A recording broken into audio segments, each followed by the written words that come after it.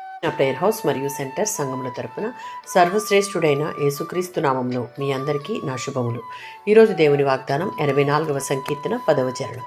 నీ ఆవరణములలో ఒక దినము గడుపుట 1000 దినముల కంటే శ్రేష్టము. ఈ కీర్తన కోరహు కుమారులు రాసిన కీర్తన. ఇది యెరూషలేములోని దేవాలయానికి వెళ్లే యాత్రికుల హృదయాన్ని వ్యక్తపరుస్తుంది. ఆయన దేవుని ఆలయంలో గడిపే సమయాన్ని ఎంతో విలువైనదిగా చెప్తూ ఉన్నాడు.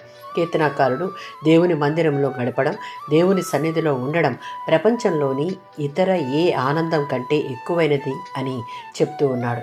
దేవుని సన్నిధిలో గడపడం అనేది ఎన్ని రోజులకైనా సమానమైన ఆనందం మరియు సమాధానాన్ని ఇస్తుంది. ప్రపంచపు విలాసాలు, సంపదలు, అధికారాలు క్షణికమైనవే, కానీ దేవుని సన్నిధి మనసుకు నిజమైన సంతృప్తి ఇస్తుంది.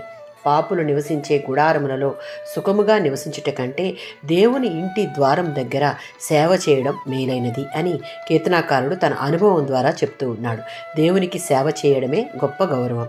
సంపద కంటే దేవుని సేవ, అధికారం కంటే ఆరాధన విలువైనది. 65వ సంకీర్తన 4వ చరణం. నీ మందిరంలో నివసించినట్లు నీవు ఏర్పరచుకొనినవాడు ధన్యుడు.